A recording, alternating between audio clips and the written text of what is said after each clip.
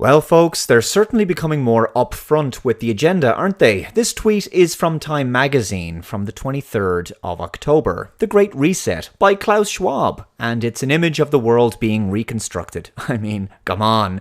How much more evidence do you need that the world is supposed to be massively reordered after the COVID crisis? Because to rebuild a new world order, you have to tear down the old one. And that can only be done with some kind of crisis. Almost like the crisis itself was part of the re-engineering process. So, let's connect a few more dots in this global plan. Beginning with this video from 2016 from Klaus Schwab's World Economic Forum. 8 predictions for the world in 2030. You will own nothing, and you will be happy. Imagine that. Imagine the total abolition of private property rights. Gee, I hope there's no truth to that recent leak out of Canada that talked about the IMF cancelling everyone's debt in exchange for surrendering our right to private property and assets forever. This is basically Marxism. The state will own everything, including you, because in this Chinese-style Great Leap Forward, human beings have no bodily sovereignty. You may have already realized this, given that face masks are mandatory in many places. Yes, they can determine what you wear, and how the vaccine is inevitably going to be mandatory through coercion also. Now, historically speaking, who else was never allowed to own anything? Slaves. And you know who else wore masks? Slaves. You know, it's almost as if the technocrats at organizations like the World Economic Forum believe that human beings are nothing more than cattle to be muzzled, vaccinated, controlled, and monitored, and to be forbidden from having freedom and anything meaningful in their lives. By the way, just to remind you, we never voted for these people. Anyway, everything I'm picking up from the World Economic Forum and the Great Reset and the Fourth Industrial Revolution and the UN's Agenda 2030 Sustainable Development Goals project, it sounds an awful lot like global communism to me. The idea that you won't own anything is simply priming you for extreme levels of poverty.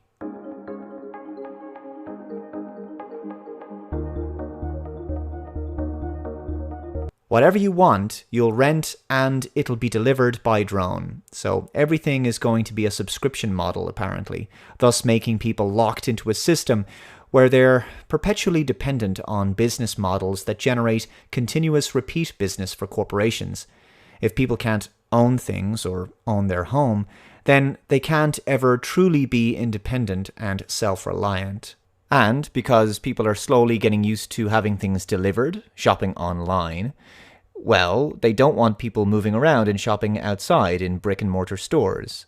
So you can see here that the lockdown was getting people acclimatized to that. It had nothing to do with a virus.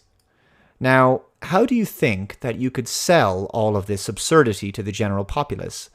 Well, if you completely destroy all small to medium business, which is currently happening, and SMEs are, of course, the engine of your nation's economy, and you destroy their economic independence, and you make millions and millions of people around the world unemployed, and therefore dependent upon the state, and you drastically diminish their material resources and wealth, you obliterate people's savings, destroy their currency, and break down international supply chains for essential things like food, for example, well, they will obviously have descended into abject poverty at that point. So the globalists can then sell them any horrific new socio-economic situation, and they'll have no choice but to accept it, because it'll be a case of accept it or starve. Sounds like communism to me. And where there's communism, there is immense human suffering, poverty, starvation, and enormous amounts of death.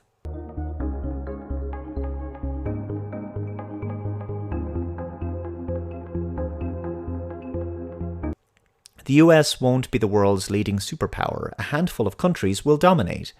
As you can see, this is purely about the destruction of the Western world, democracy, and the free market itself. You'll eat less meat. They want to take red meat out of our diet because it's a great source of protein, and for men it boosts testosterone. This video may have been made in 2016, but you can see how this particular agenda blatantly plays into the current COVID nonsense. For example, look at all the meat processing plants and meat packaging plants and factories shut down across the world. Not Amazon warehouses, by the way. This is part of a plan to negatively impact upon food supply chains, in particular our meat supplies.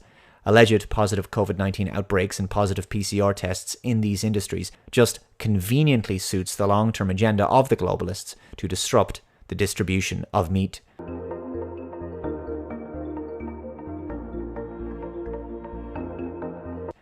An occasional treat, not a staple for the good of the environment and our health. Isn't it great when power elites get to determine what you can put in your body or what gets put in your body? Sort of like a vaccine that kills less people than the flu. But this is the same World Economic Forum that told us back in 2018 the 5 foods we would be eating in the future. Cricket bars and insects, which, by the way, are not a staple of any nation's diet anywhere in the world.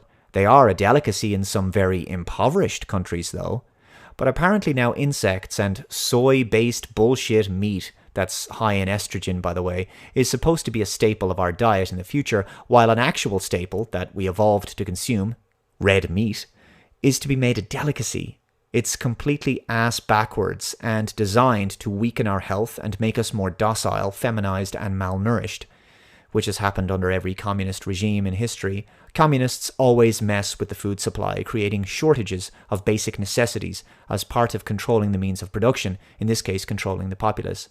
Back in 2016, Klaus Schwab was interviewed in this video on YouTube for the Lee Kuan Yew School of Public Policy, and he was talking about the glorious Fourth Industrial Revolution of his. The Fourth Industrial Revolution will impact our lives completely. It will not only change how we communicate, how we produce, how we consume. It will change actually us, our own identity, and of course gives life to such policies and developments like smart traffic, smart government, smart cities.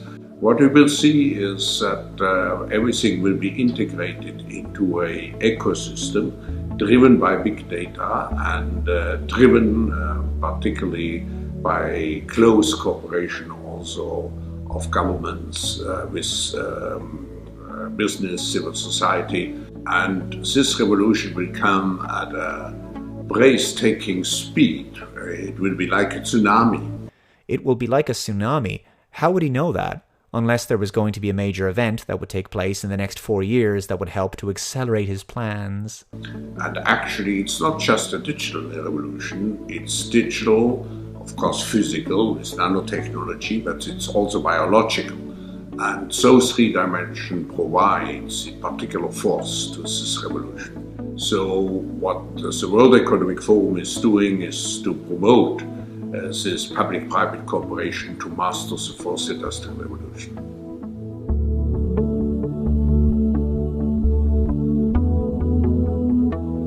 The Fourth Industrial Revolution will have multifold impacts. Of course, every industry will be digitalized, will be disintermediated, and has to define a new business model.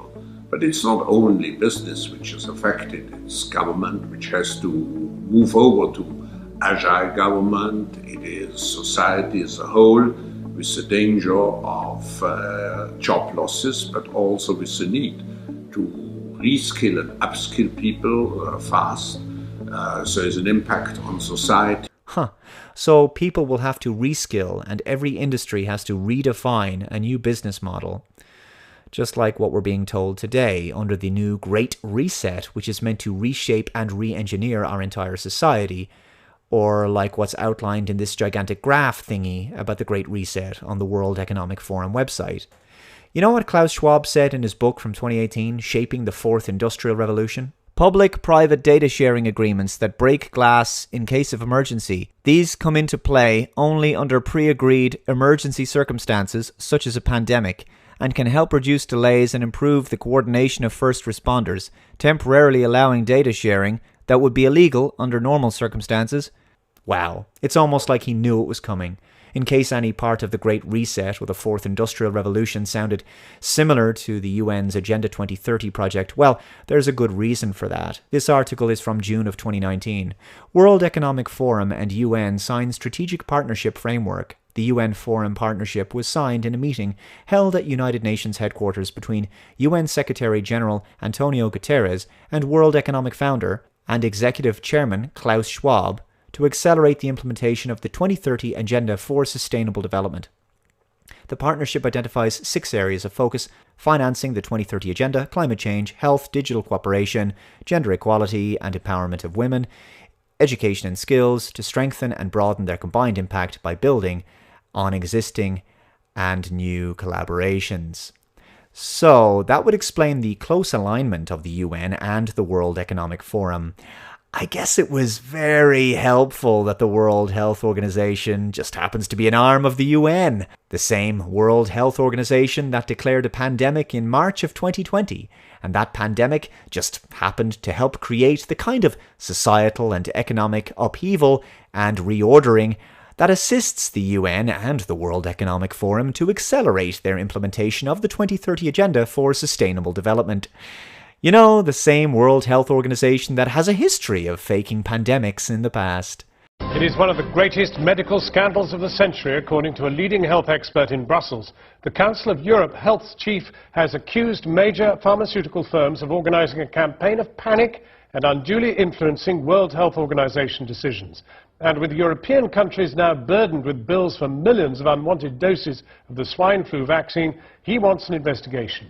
Our science correspondent Tom Clark has this report. If only the mainstream media were as skeptical today as they were 10 years ago. Flu viruses can spread. 64,000 people dead, tens of thousands hospitalized, a country crippled by a virus. The predictions for the impact of swine flu on Britain were grim. The government's response, spending hundreds of millions of pounds on antiviral drugs and vaccines, adverts and leaflets. But 10 months into the pandemic, only 355 Britons have died, and globally, the virus hasn't lived up to our fears. Were governments misled into preparing for the worst? Politicians in Brussels are now asking for an investigation into the role pharmaceutical companies played in influencing political decisions that led to a swine flu spending spree. There must be a process to get more transparency, how the decisions in the WHO, how they function, and who is influencing the decisions of the WHO, and what is the role of the pharmaceutical industry there. I'm very suspicious about the processes which are behind this pandemic. The Council of Europe Committee want the investigation to focus on the World Health Organization's decision to lower the threshold required for a pandemic to be formally declared. Is anyone else getting a very strong sense of déjà vu here? The world is now at the start of the 2009 influenza pandemic. When this happened in June last year, governments had to activate huge pre-prepared contracts for drugs and vaccines with manufacturers. They also want to probe ties between key WHO advisors and drug companies. All I can say is, memories are very short. Who is deciding what the risk is? Is it the pharmaceutical companies who want to sell drugs, or is it someone making a decision based on the perceived danger? In this case, it appears that the danger was vastly exaggerated. And was it exaggerated by the pharmaceutical companies in order to make money? Sounds like the World Health Organization has cried wolf before, but this time, for some reason, they were successful. Anyway, let's move on. The following video was uploaded to the World Economic Forum YouTube channel on October 20th, just a week ago. COVID-19 is one of the biggest crises of our time. It has impacted every single one of us, shaken our social systems, and disrupted every sector of our economies. Yes, that's what Klaus Schwab has been saying the Fourth Industrial Revolution was going to do long before COVID-19 came along. Anyone who still thinks that the lockdowns, restrictions, economic destruction and loss of freedoms has anything to do with the pandemic and not about transforming the world and human behavior to an entirely new social and economic paradigm seriously needs their head examined. The automation of work, combined with the global recession, led workers to lose their jobs at an accelerated pace compared to previous years. And this trend is expected to continue. The ongoing shift in the division of labor between humans, machines, and algorithms might displace 85 million jobs worldwide in the next 5 years. Of course, we could just stop all of this and decide that certain levels of automation are not good for human beings and will only benefit the supremely wealthy. While 97 million new roles, ones that are more adapted to this new task distribution, may emerge. By 2025, companies expect to displace roughly 6% of their total workforce. 1 in 2 workers will need reskilling, and those remaining in their current roles will need to update 40% of their skill set to adapt to the changing labor market. Wait, hold on a second. You started this video off by talking about COVID-19, a virus. And now you've segued into talking about changes to the labor market and people having to adapt and reskill because of where the economy is going, because of the Great Reset or something. But what's any of this got to do with a virus if all of these plans were already in motion for years because of the Fourth Industrial Revolution? What you're talking about couldn't have less to do with COVID-19. There is a way to collectively benefit from these challenging times. Decades of research have shown that the most valuable asset of any economy or company is its human capital. Not people, not humans, human capital. Because in the minds of these types of organizations, everything and everyone must be broken down to their economic value. People are seen as just, I guess, cogs in the machine, drones, whose importance is determined based on their economic output. And human capital, I think, is a very dehumanizing phrase. You know? It's almost like humans are like other business resources or physical assets. Also, I think that the term human capital almost sounds like human cattle. Also, notice that everybody is wearing face masks in this office. Around the globe, companies are already experiencing a shortage in relevant skills for future roles and are investing in reskilling and upskilling their workforce. By 2025, organizations say they will train over 70% of their employees to ensure they can smoothly transition into the jobs of tomorrow. These include DevOps engineers, artificial intelligence specialists, digital marketing managers, talent acquisition specialists, and customer success specialists. The reason this video now has nothing to do with COVID, despite starting off talking about it, is because, this should be obvious now, the agenda was always the Great Reset and the Fourth Industrial Revolution. The regulations and societal economic upheaval introduced in the wake of COVID over the past 7 months have nothing to do with the virus and everything to do with transitioning the entire planet into an entirely new world order. It will take on average between 2 weeks and 5 months for workers to pick up new skills, allowing them to move into these new roles. But data shows they won't need to have the perfect skill set to start transitioning. While 2/3 of employers expect to get a return on investment in employees' reskilling programs within just 1 year, governments will also need to step in to update and fund education and training systems and to ensure displaced workers have adequate safety nets. With purposeful leadership and collaboration.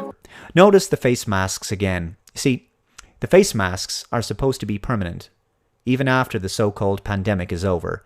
Just like that stupid elbow bump, which to me is like the new Nazi salute. The face masks are an oppressive symbol of the new revolution, the changing face of the enslaved human race. This entire video is just daft. The idea that millions of people around the world will be able to seamlessly transition into new tech-based roles is simply absurd. Not everyone has the skill, aptitude, inclination, or interest for IT-based roles and sitting in front of a computer screen all day long. Some people's skills and talents lie in more traditional types of work, and that's where they thrive.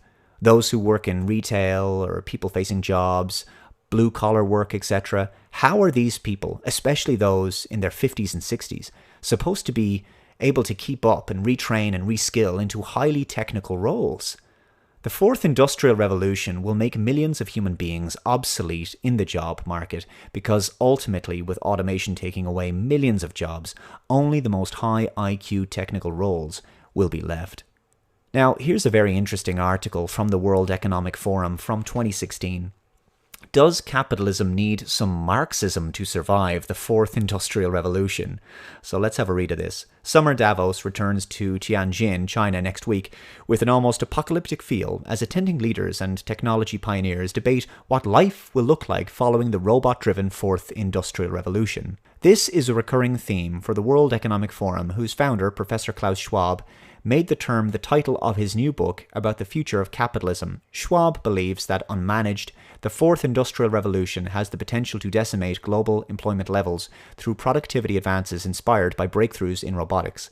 Unlike the previous three industrial revolutions, which the professor lists as the transport and mechanical production revolution of the late 18th century, the mass production revolution of the late 19th century, and the computer revolution of the 1960s, Schwab endows the fourth wave of creative disruption with the potential of seeing off mass employment altogether. No doubt students of capitalism will be experiencing a pang of déjà vu about now, for it was Karl Marx himself that first grappled with capitalism's internal contradictions sometime between the first and second industrial revolutions. Marx observed that capitalists paid workers less than the value of their labor in order to make a profit. When expressed cumulatively, it meant workers would be unable to afford the very goods they produced in the first place. As a result, capitalists turned to issuing government and worker debt, thereby kicking the contradiction down the road. The most famous of which saw early 20th century industrialist Henry Ford pay his employees $5 per day, twice the average wage for automakers in 1914. In his 1926 book, Today and Tomorrow, Ford laid bare his reasoning. The owner, the employees, and the buying public are all one and the same, and unless an industry can so manage itself as to keep wages high and prices low, it destroys itself. For otherwise, it limits the number of its customers. One's own employees ought to be one's own best customers. But 90 years and one industrial revolution later, how on earth do we translate Ford's interwar reasoning to an impending age of human displacing robotics? Specifically, how can we make more from wages without pricing labor out of an automated market? One option is to literally make employment cheaper by scrapping all income taxes and shifting the shortfall to taxes on land value, corporate profits, natural resources, and hydrocarbon energy generation. So, I could be wrong here, but it sounds to me like one of the ways in which they intend to seize private property is to place taxes on the value of the land. I also want to say that capitalism has been the best way of lifting an enormous amount of people out of abject poverty. It's also created an independent middle class, which is now currently being destroyed by Marxists. Incomes could be increased via more of us owning shares in the companies we work for or buy from.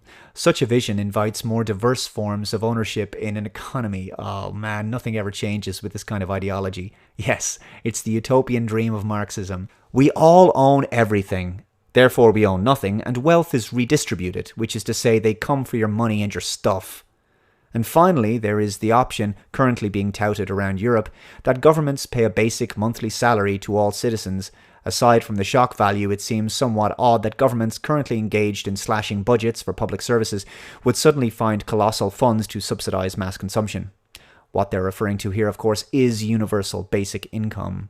For now, that is, the type of technical advances promised by the Fourth Industrial Revolution could see the cost of production fall way below prices currently offered by Chinese manufacturers to the rest of the world.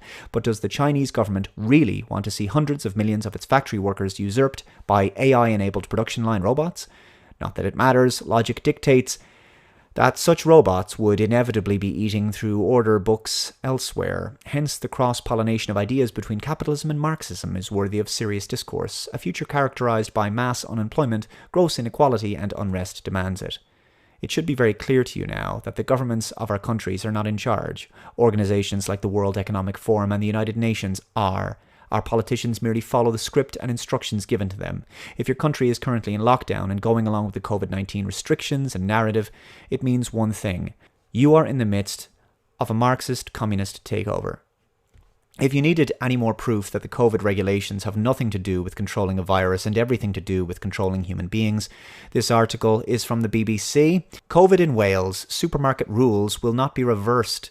Rules banning shops selling non-essential items during Wales' firebreak lockdown will not be reversed. First Minister Mark Drakeford has said. On Sunday afternoon, Mr. Drakeford said the implementation of the rules may be tweaked, but the basic decision behind the ban was the right one.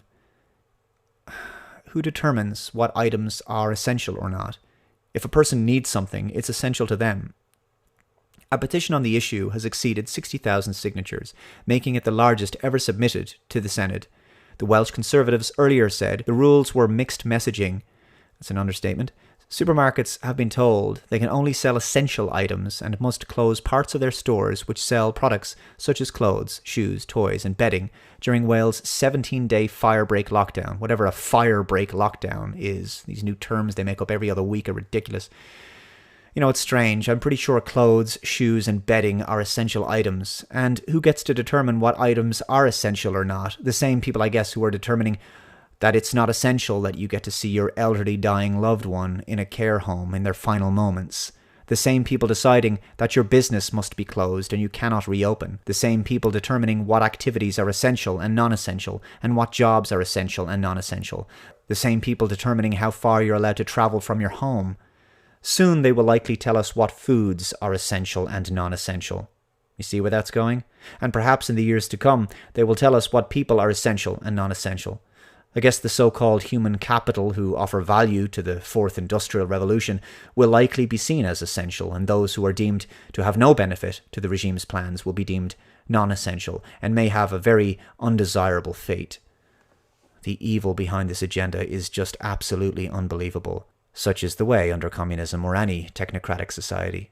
They're now telling people what products they're allowed to buy in shops. Why? What has banning the sale of clothes got to do with stopping a virus? Well, obviously, absolutely nothing. Now in Ireland, they're doing the same thing, as Leo Varadkar explains. This article is from extra.ie. Leo Varadkar confirms supermarkets are not allowed to sell clothes or toys during level 5. Taoiseach Leo Varadkar has confirmed that supermarkets selling clothes and toys are breaking the law and will be punished by Gardaí. Under level 5 restrictions introduced earlier this week, all non-essential retail outlets and shops were forced to close. Only stores selling essential items such as food, medicine or takeaways can stay open. Are takeaways essential items? Okay. However, it has been suggested that a number of shops that fall under the essential retail classification have continued to sell non-essential items. Taoiseach Leo Varadkar has now confirmed that essential retailers need to put non-essential items away. This is just daft.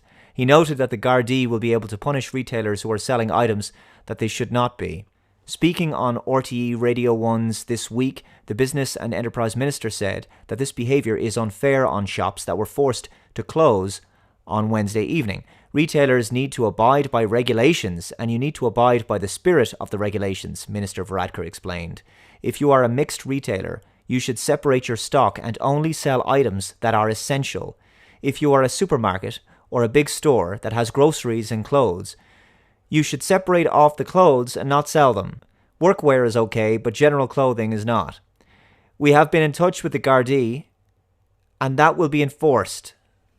The Fourth Industrial Revolution is all about the upcoming digital age of humanity, working online from home, socializing at home on a computer screen, because apparently that's socializing now, telemedicine, etc. But obviously a big one is online retail. Buying online will increase exponentially, as I'm sure it already has throughout the lockdown. The world outside is becoming an increasingly unpleasant place to be. You may have noticed. People are afraid. All social life, fun, joy, entertainment, it's all gone outside. There's no pubs or restaurants or cinemas to go to. Leisure pursuits are greatly diminished. Travel is hugely restricted in terms of how far you can travel from your home. And meeting up with friends and family is becoming, well, very difficult indeed, with police stopping you at checkpoints, asking where you're going, and potentially hitting you with a fine and criminal prosecution if they don't like the answer. It's fair to say that this ban on the sale of what are deemed to be non-essential items in brick-and-mortar retail stores will only benefit the likes of Amazon and other massive online retailers, and I suspect that is one of the motivations behind this policy. As with all communist revolutions, Christianity is seen as a threat, and religious worship has to be banned, apparently. This is because communism seeks to become the religion of the state, where there is no higher authority than the tyrannical rule of man. This article is from Ireland, and it's from the IonaInstitute.ie. Clergy who hold acts of public worship can go to prison under new COVID measures. Under new COVID restrictions passed into law last night in the Dáil, a priest can now be fined or imprisoned or both for saying Mass in public. The same applies to any minister of religion who holds a public act of worship. This is drastic, draconian, and unacceptable, and must raise questions about the constitutionality of the measure, quite apart from its total disproportionality. Aside from Wales, the Republic of Ireland appears to be the only place in Europe where public worship has stopped, and in our case, now attracts penal sanctions. Prior to this pandemic, when did such a law exist in Ireland? You have to go back to penal times. Last night, new regulations SI 448 of 2020 became law. Article 8 of these regulations prohibits various events broadly defined. The term includes religious services with an exception for funerals. Contravention of the prohibition is an offence, and the relevant part of the regulations is a penal provision allowing for the imposition of criminal penalties on the organizer of an event, such as a priest celebrating a mass attended by any members of the public. The penalties include a fine, imprisonment, or both. Finally, not to leave our American friends out of the loop, a story from the US, California. State of California Health and Human Services Agency, California Department of Public Health. Subject: guidance for private gatherings. This is guidance for private gatherings. Mandatory requirements for all gatherings. All persons planning to host or participate in a private gathering, as defined above, must comply with the following requirements. Local health jurisdictions may be more restrictive than this guidance. Refer to your local guidance for what is allowed in your area. Attendance. Gatherings that include more than 3 households are prohibited. Amazing that people are just rolling over and accepting this. This includes everyone present, including hosts and guests. Remember, the smaller the number of people, the safer. Well, actually, if you can't have large gatherings, the safer it is for the state, because that way it's harder for political dissidents to get together. Oh, sorry, did I actually cut through the bullshit there? Sorry, yeah, it's just about a virus, bro. It's just about a virus.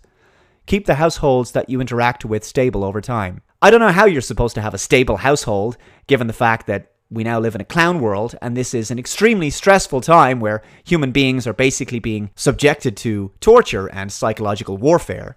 By spending time with the same people, risk of transmission is reduced. Participating in multiple gatherings with different households or groups is strongly discouraged. The host should collect names of all attendees and contact information in case contact tracing is needed later. It's truly incredible, folks, the amount of ground that the public have now ceded to their governments around the world. The fact that people actually acquiesce to laws and policies curtailing what they can do, even in the privacy of their own home, and who is allowed in their home, and how many people they're allowed to gather with indoors and outdoors. Unreal. Gather outdoors. Gatherings that occur outdoors are significantly safer than indoor gatherings, and also much easier for the police to monitor. Oh, sorry. Was I cutting through the bullshit again? All gatherings must be held outside, where we can see you. Sorry. Attendees may go inside to use restrooms as long as the restrooms are frequently sanitized. Isn't that nice? California. Gatherings may occur in outdoor spaces that are covered by umbrellas, canopies, awnings, roofs, and other shade structures, provided that at least 3 sides of the space, or 75%, are open to the outdoors, because these are the requirements for COVID to leave you alone, and if they're not there, then COVID will attack you, I suppose. Now, much of these guidelines are about as absurd as other guidelines that you've seen in other countries, so I'm going to skip ahead a little bit.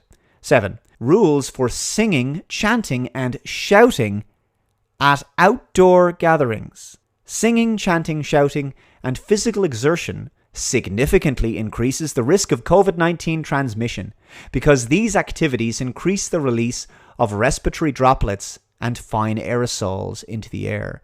Because of this, singing, chanting, and shouting are strongly discouraged.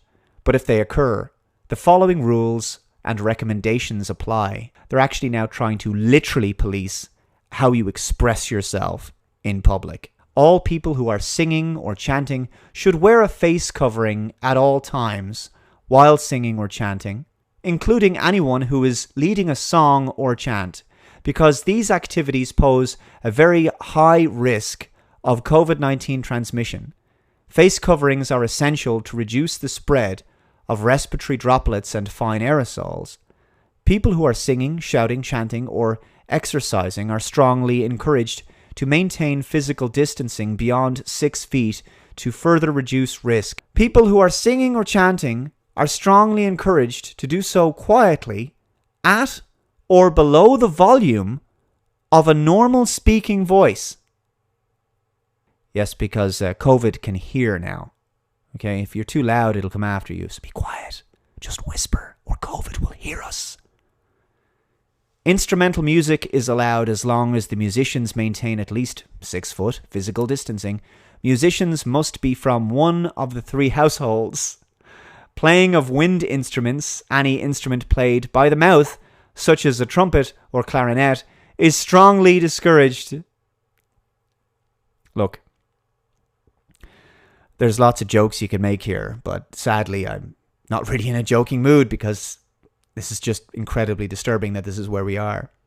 There's no real commentary required at this point. There's nothing that I could really say. I could call these rules draconian, absurd, but that goes without saying. Look, this is simply about gaslighting and demoralizing people. The regulating of every aspect of human behavior to this degree and the invasive nature of these rules is simply about one thing: narcissistic authoritarians trying to see what they can get away with, how far they can push people, how much they can bully, intimidate, and abuse the public.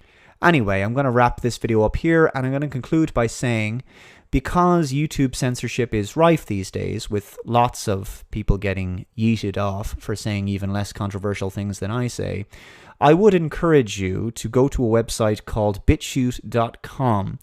Sign up over there. All of my videos are on BitChute, and BitChute is basically a free speech version of YouTube. It's YouTube without the censorship, and it works very well, and it's improving all the time, and they've recently improved their search function. So my BitChute channel is linked in the description box below, and I'm also on minds.com, which is like a free speech Facebook. You can also find my videos over there as well, and I'm on gab.com, and that's like a free speech Twitter, and my handle on both of those platforms, Minds and Gab, is @DaveCullen. So it's very easy to find me over there, and I'll post regular updates. So if you're following me on those platforms, no matter what happens to my YouTube channel, you'll always be able to keep in touch and find out where you can find my latest videos.